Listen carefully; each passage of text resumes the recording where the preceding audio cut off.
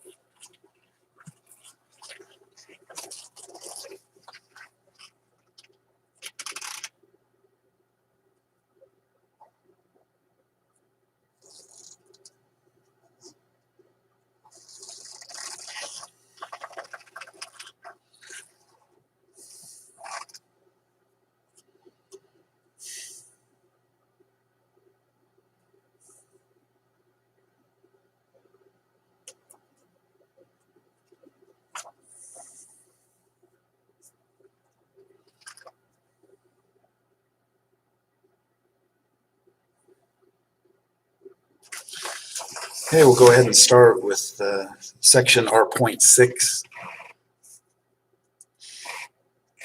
Evaluate each expression given that z is equal to -3 plus 7i and w equals 2 plus 6i. The first one, w plus the conjugate of w. So that's 2 plus 6i plus 2 minus 6i. And the plus 6i minus 6i add up to 0, and we're just left with 4. We'll multiply z times w. So z is -3 plus 7i. W is 2 plus 6i. So multiply these like you would multiply binomials. -3 times 2 is -6. And then -3 times 6i, we write minus 18i. And then plus 7i times 2 is plus 14i. And then plus 42i to the second. We'll combine the imaginary parts, -6, and then the minus 18i plus 14i is minus 4i. And then remember, I to the second is -1, so this is plus 42 times -1. And we're going to have -6 minus 42, which is -48, and then minus 4i. Hey, the more complicated problem is dividing a complex number by another complex number. The idea is that we want to write the complex number in the form a plus bi. So we have to multiply w over z by 1 in the form the conjugate of z divided by the conjugate of z's. So we're not changing the value of the number, we're just changing its form by multiplying by 1. So w in the numerator, 2 plus 6i, divided by z, which is -3 plus 7i. And we're multiplying by 1 in the form z conjugate over z conjugate. So the conjugate of z is -3 minus 7i. Multiply both the numerator and denominator by -3 minus 7i. And then do the arithmetic. In the numerator, multiply those two complex numbers. 2 times -3 is -6, and minus 2 times 7i is minus 14i. And then 6i times -3 is -18i, so we write minus 18i. And finally, minus 42i squared.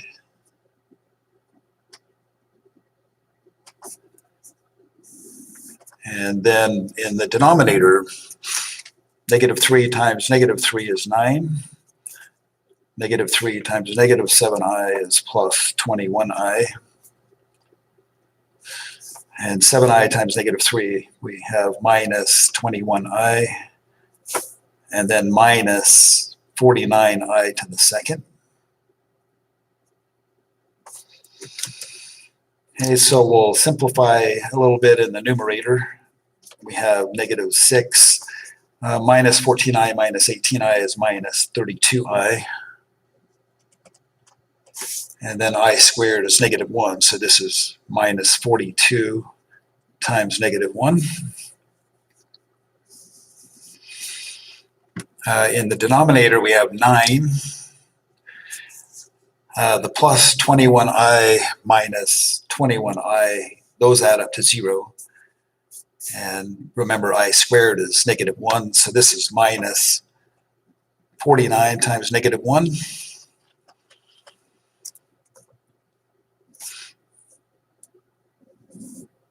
And in the numerator, we have -6 minus -42. That's just -6 plus 42, which is 36.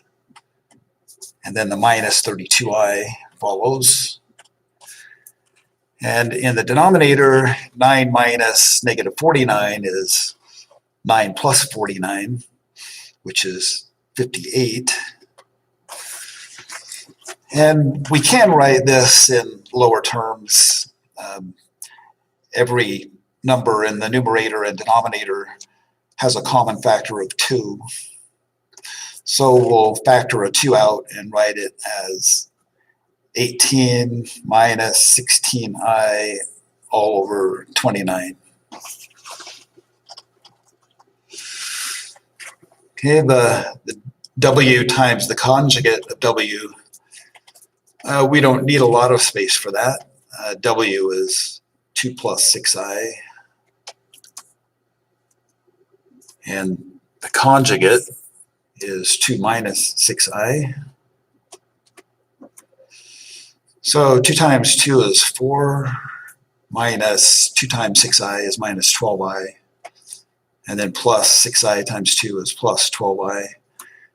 And then minus 36i to the second.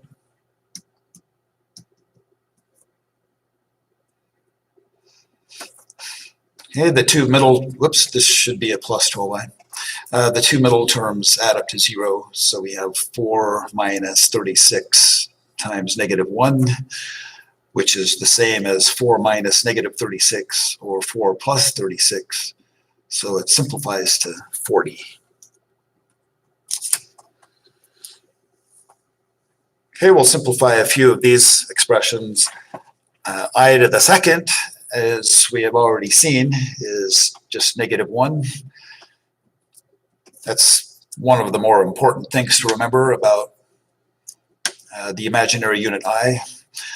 Here, -81, the square root of -81 is 9 times I. And the square root of -49 is 7i. And then 9i times 7i is 63i to the second. But I to the second is -1, so this simplifies to -63.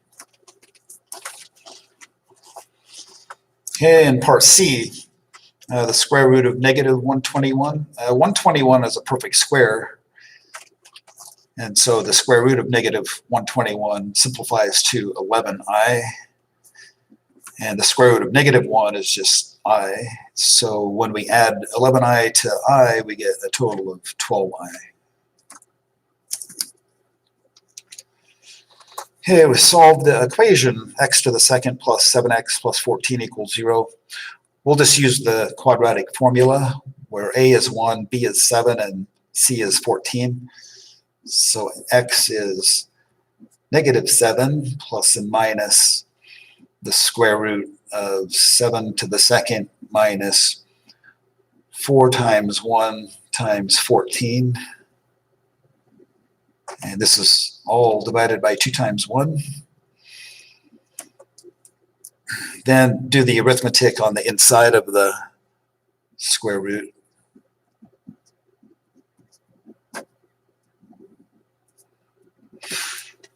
Inside the square root, 7 squared is 49. And we're subtracting 56. 49 minus 56 is negative 7. And the square root of negative 7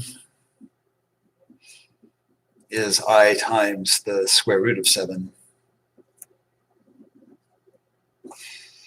Okay, so those are the two solutions.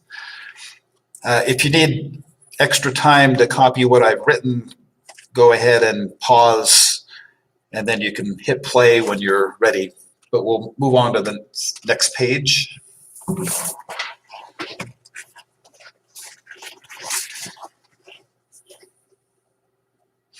Okay, this part is section 2.1.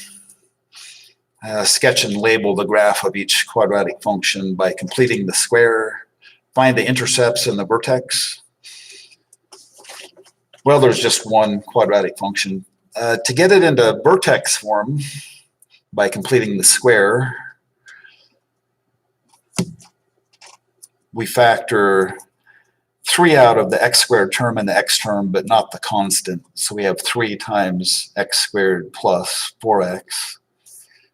Then leave some space before you put the parentheses, and then plus 9 on the outside.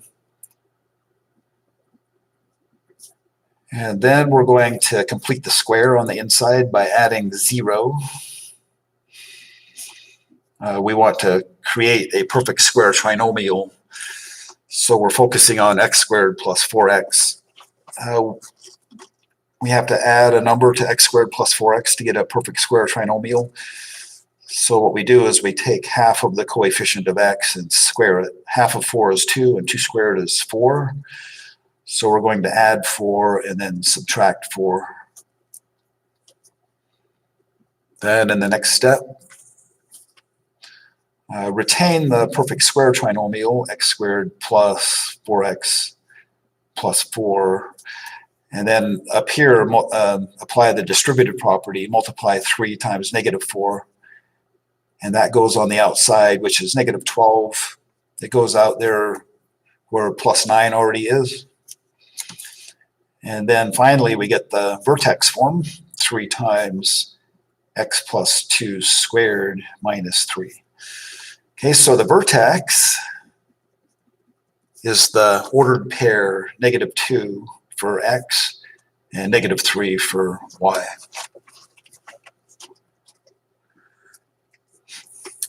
We can tell up here from the original function what the y-intercept is. When x is 0, the y-coordinate is 9, so I'll just write the y-intercept is the ordered pair 0, 9. To find the x-intercepts, we can just set the function equal to 0 and solve for x. So we'll do that down here. We're going to solve 3x squared plus 12x plus 9 equals 0. We can divide every term on both sides by 3 just to get rid of the clutter that's in the way. And we get x squared plus 4x plus 3 equals 0. And we can solve this by factoring. That factors pretty nicely. One factor is x plus 3. The other one is x plus 1. And the two solutions to this equation are x equals negative 3 and x equals negative 1. So the x-intercepts, I'll write those up here. The x-intercepts are the ordered pairs negative 3, 0, and -1, 0. Okay, so I'll sketch a graph of this. We know where the vertex is, -2, -3.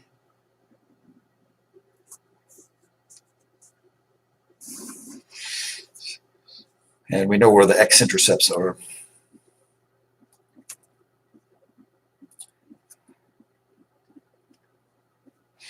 Okay, the y-intercept is 0, 9. One x-intercept is at -1, 0. The vertex is -2, -3. So here's the vertex. And the other x-intercept, -3, 0. And then connect the dots. Let's see, by symmetry, we can conclude that when x is -4, the y-coordinate is 9, just like the ordered pair 0, 9. Okay, then connect the dots. So we're supposed to get a parabola out of that.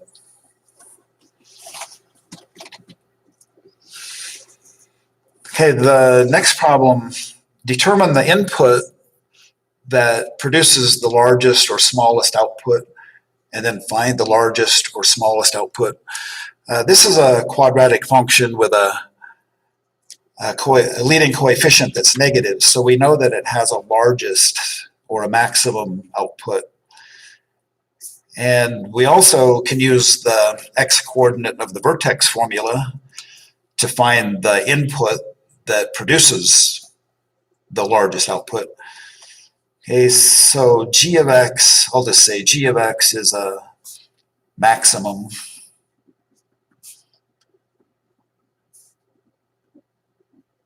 when x equals -b/2a. Okay, so in this problem, b is 10 and a is -5. So -b/2a, the negative of 10 divided by 2 times -5. And we get -10 divided by -10, which is +1. So when the input is +1, this function has its maximum. And the maximum is the function value that we get when we evaluate the function g at x equals 1. Okay, so the maximum is g of 1. So replace every x with 1. So we get -5 times 1 squared plus 10 times 1 plus 7, or -5 plus 10 plus 7, which is 12.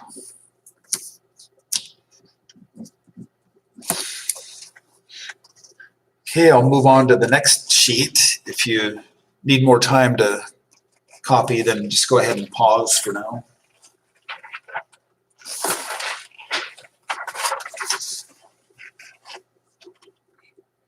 Yeah, this one, let's graph the polynomial function. This is kind of nice. It's already in factored form. Find all zeros and intercepts and note the end behavior. The leading term of this is +1x to the third, so that tells us about the end behavior. The x-intercepts can be determined by the linear factors. So let's go ahead and find the x-intercepts. One of the x-intercepts is -2, 0. The factor x minus 1 indicates that 1, 0 is a second x-intercept, and the factor x minus 3 indicates that 3, 0 is an x-intercept. And every polynomial function has a y-intercept if there's no reason for it to be have a restricted domain. So the y-intercept occurs when x is 0. So just replace every x with 0. We get 2 times -1 times -3 is positive 6. So the y-intercept is the ordered pair 0, 6. Since it's asking for the zeros are the x values that make the function equal to 0. So the x coordinates of the x-intercepts are the zeros. So I'll just write x equals -2, 1, and 3. Those are the zeros. And each one is a multiplicity 1. So on the graph, those are each of those x-intercepts is a cross point. And then the lead term is x to the third. So we'll just take note of the end behavior as x approaches positive infinity. As the domain values approach positive infinity, the y values approach x to the third. So if x is positive, a positive number to the third power is also positive. So the right end behavior is that y will be approaching positive infinity. That means the graph will be above the x-axis. And as x approaches negative infinity, the y values will also approach negative infinity. So in the negative infinity direction, the graph will be below the x-axis. That's what the end behavior tells us. So let's go ahead and sketch a graph.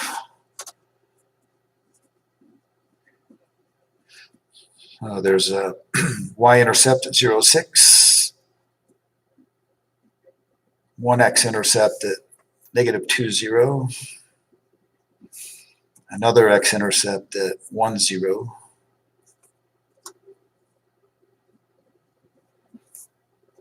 and then 3, 0.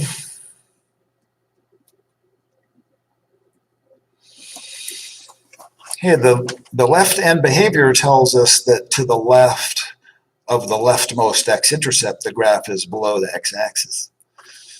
So the graph has to do something like this. If we want more information, we can plot more points, but we're just looking for the important characteristics.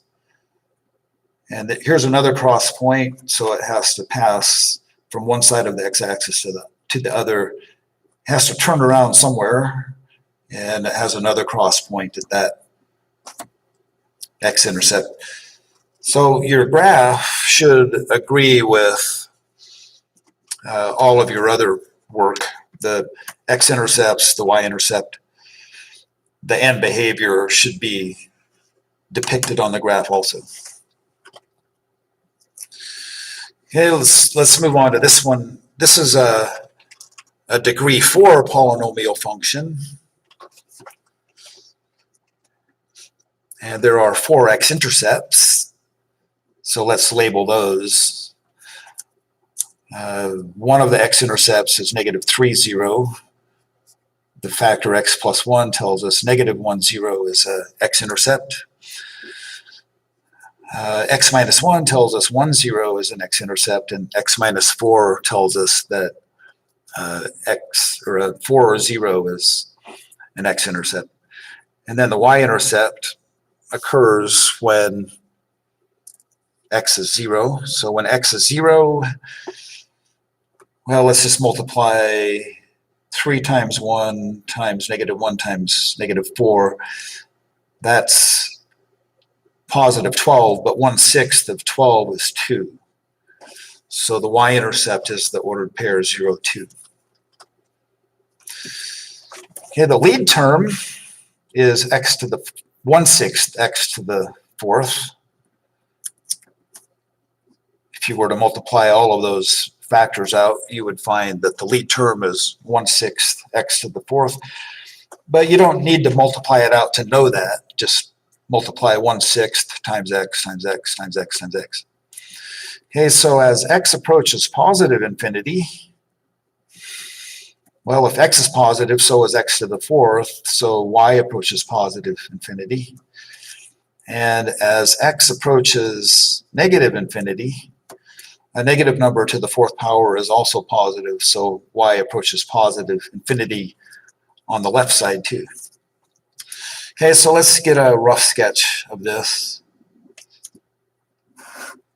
Plot the x-intercepts, -3, 0,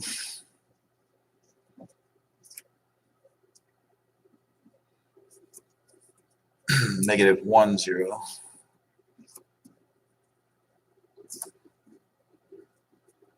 1, 0, and 4, 0. And the y-intercept is 0, 2. Okay, the left-hand behavior tells us that to the left of -3, 0, the graph is above the x-axis. And this is a cross point, so it crosses through the x-intercept. It has to pass through this one, and it passes through the y-intercept. And we have another cross point, and it bottoms out somewhere, and then it passes through the rightmost x-intercept, and the right-end behavior is also above the x-axis. Okay, so that's a rough sketch. Okay, moving on to the next sheet.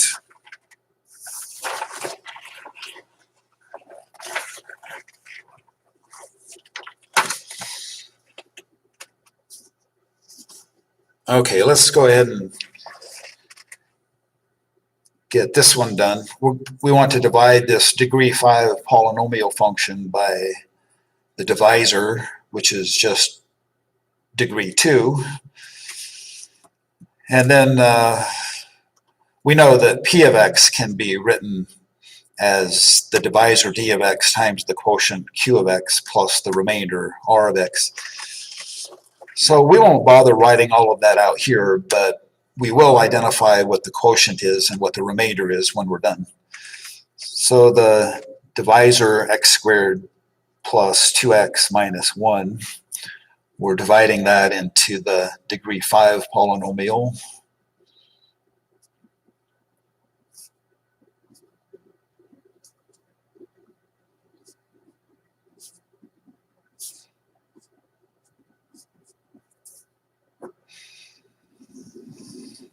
Okay, so x squared goes into x to the 5th, x to the 3rd times. Multiply x to the 3rd times the divisor, so we get x to the 5th plus 2x to the 4th minus x to the 3rd, and then subtract. We always get 0 in this column, or we should anyway. Negative 3x to the 4th minus 2x to the 4th is negative 5x to the 4th. And 4x to the 3rd minus negative x to the 3rd is plus 5x to the 3rd. And then start the cycle over again. X squared divided into negative 5x to the 4th is negative 5x to the 2nd. And then multiply negative 5x to the 2nd times the divisor.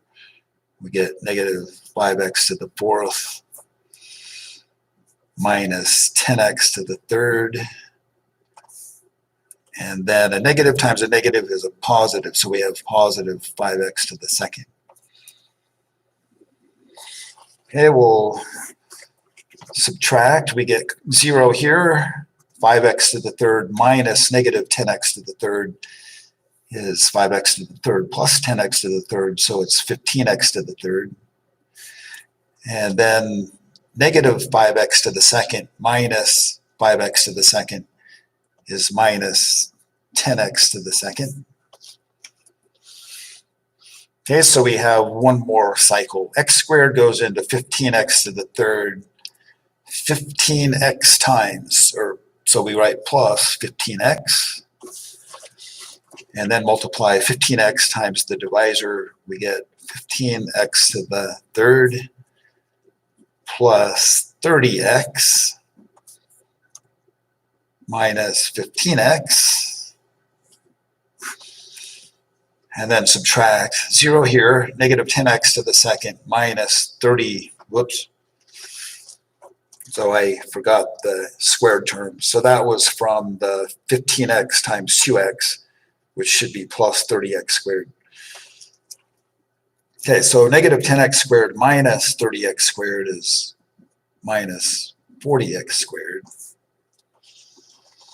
And 8x minus negative 15x is 8x plus 15x, or plus 23x. So I was mistaken. We do have one more cycle. X squared goes into negative 40x squared, negative 40 times. So we write minus 40 up there. And then multiply negative 40 times the divisor. We get negative 40x to the second minus 80x. And then negative 40 times negative 1 is positive 40.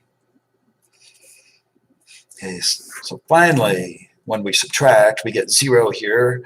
23x minus negative 80x is positive 103x. And negative 1 minus 40 is minus 41. Okay, so we can list the quotient q of x. That's what this polynomial up here is. So q of x is x to the third minus 5x squared plus 15x minus 40. If you can read my writing. So this is q of x. And then the remainder, r of x, is down here. So r of x is a linear function, 103x minus 41. Okay, the next problem, determine if x minus 4 is a factor of x to the fourth minus 3x to the third plus 6x to the second minus 11x minus 116.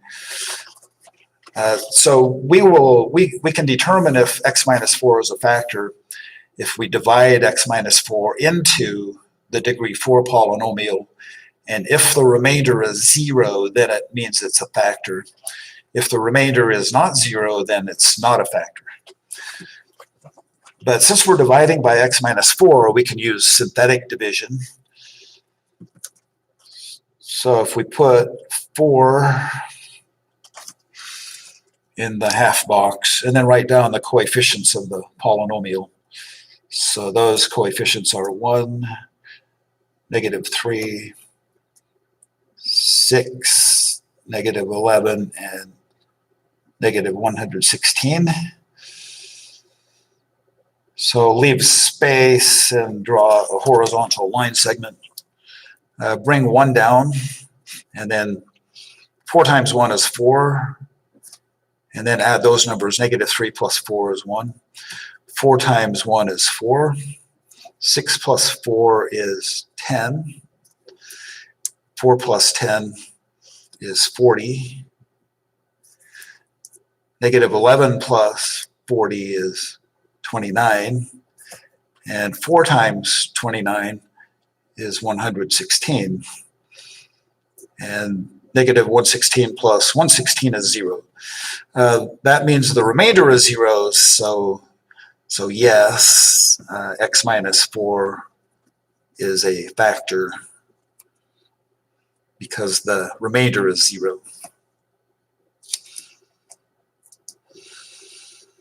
Okay, the next problem, use the remainder theorem to evaluate f of negative 2. So the remainder theorem says, in this particular case, it would say if we divide f of x by the factor x plus 2, then the remainder is equal to f of negative 2. But we can use synthetic division to divide by x plus 2. So we just put the number negative 2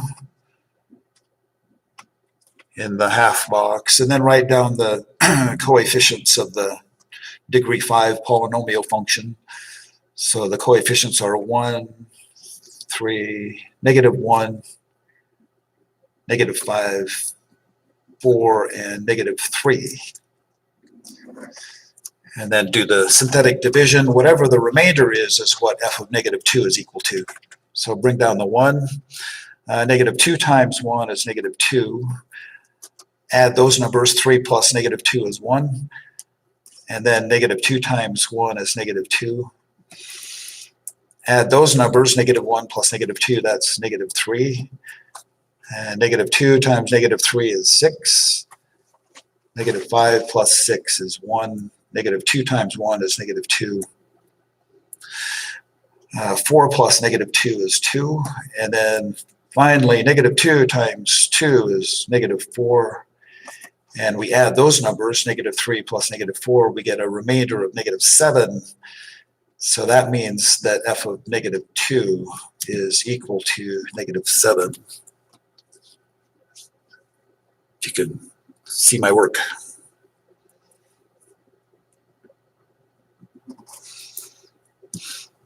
Okay, we'll move on to the next sheet.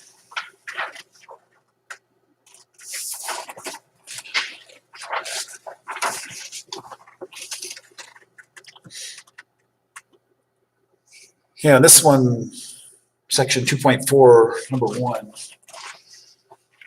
let f of x be equal to x squared plus 6x plus 13. Find the zeros of f, and then write f of x as a product of linear factors. Okay, to find the zeros of a function, you set the function equal to 0 and solve for x. So to find the zeros, we're just going to solve the equation x squared plus 6x plus 13 equals 0. So we'll use the quadratic formula. A is 1, B is 6, C is 13. So we get x equals negative 6 plus and minus the square root of 6 to the second minus 4 times 1 times 13. This is all divided by 2 times 1.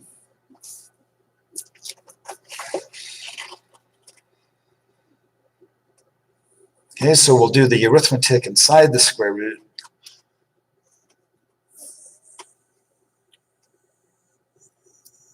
Well, I'm debating. I'll see if I can squeeze the answer in here. So this is negative 6 plus and minus the square root of some number, all divided by 2. If you can read that. And then inside the square root, 6 to the second is 36 minus 52. 36 minus 52 is negative 16. And the square root of negative 16 will become 4i.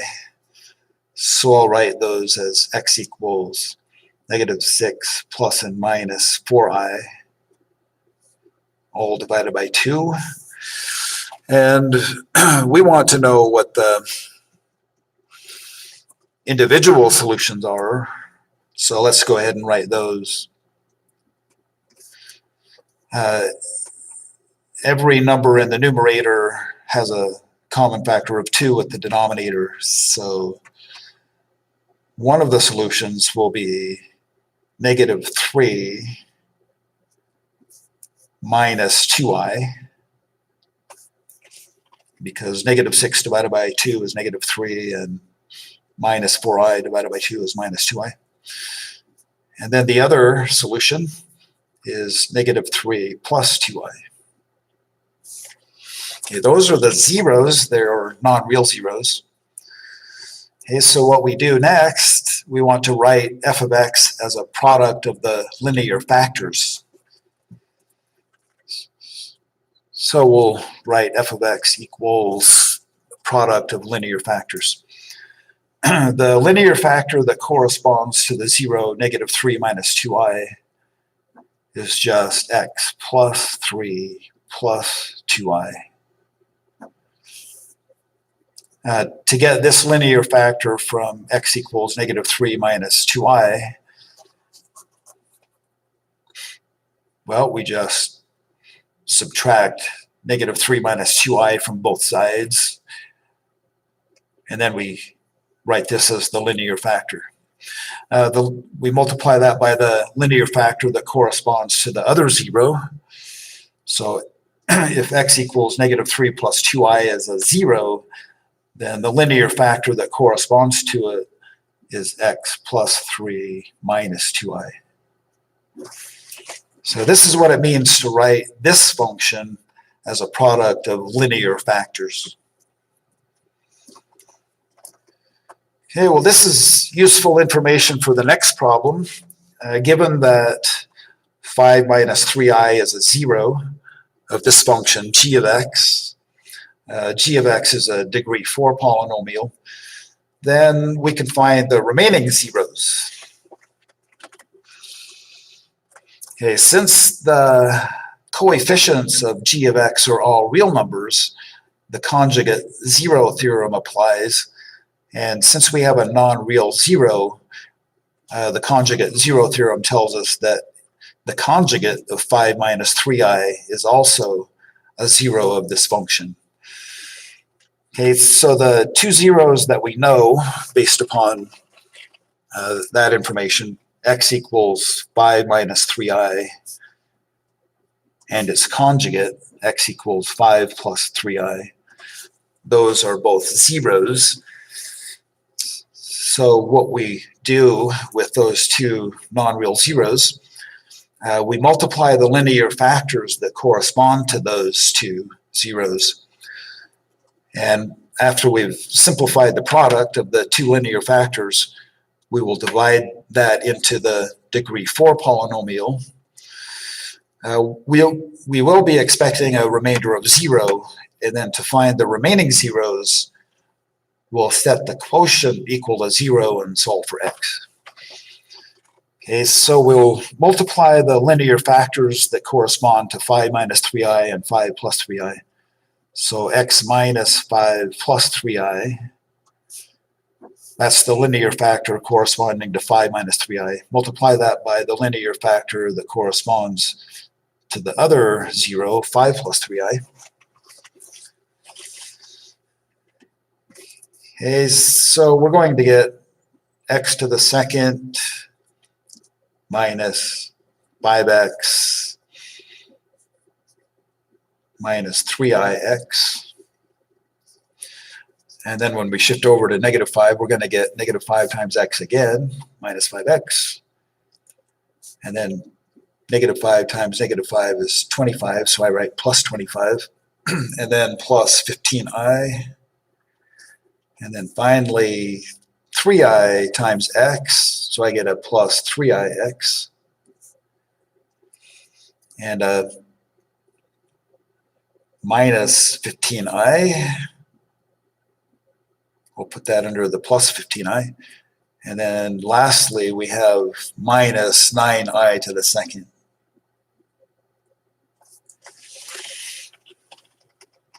Okay, when we cancel terms that cancel each other out, we're going to be left with x squared minus 10x plus 25 and minus 9 times negative 1. So this is going to become, I'm going to write it over here as x squared minus 10x plus 34. Okay, now we're going to divide x squared minus 10x plus 34 into the degree 4 polynomial function. So another long division problem.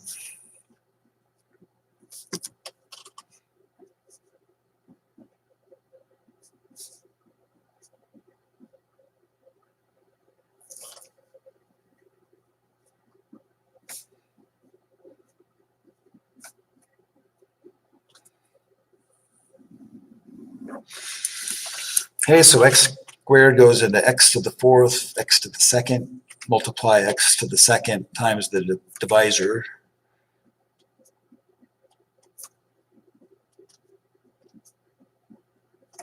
And then subtract 0 in this column. Negative 9x to the third minus negative 10x to the third is positive 1x to the third.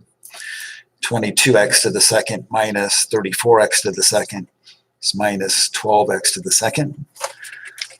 And then x squared goes into x to the third plus x times. Multiply x times the divisor, x to the third minus 10x to the second plus 34x. And then subtract 0 here, negative 12x squared minus negative 10x to the second is minus 2x to the second. And 54x minus 34x is plus 20x. And one more cycle. X squared goes into negative 2x squared, negative 2 times. Multiply negative 2 times the divisor, and we get negative 2x to the second plus 20x minus 68. And yes, we get a remainder of 0. That's a good sign. And then the quotient x squared plus x minus 2, we set that equal to 0 and solve for x. And we can solve this by factoring. One factor is x plus 2, and the other one is x minus 1. So the two remaining zeros are x equals negative 2 and x equals positive 1.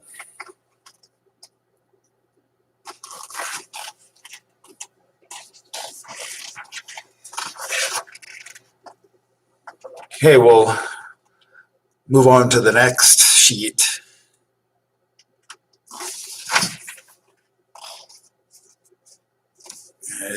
This one, find a rational 0 of h of x equals 3x to the third minus x squared minus 3x plus 1, and use it to find the remaining zeros.